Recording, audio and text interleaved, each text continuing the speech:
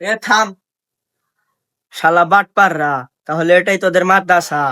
কি বলো আমরা বাটপার? মাদ্রাসা থেকে গেলে আমাদের হুজুর পাঠাইছে।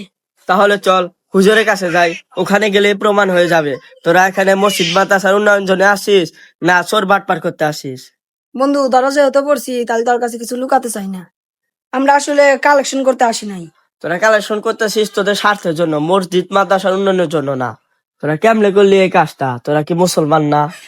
তোদের মতো মানুষ আছে বলে মসজিদে দিনের বেলায় তালা দেওয়া হয়।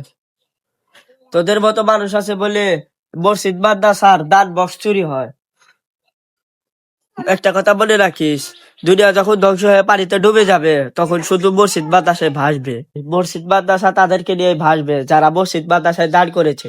মসজিদ মাদ্রাসায় দান করবে এটা তো দূরের কথা, মসজিদ মাদ্রাসার নাম করে কালেকশন করে নিজেদের পকেট ভরানোর জন্য।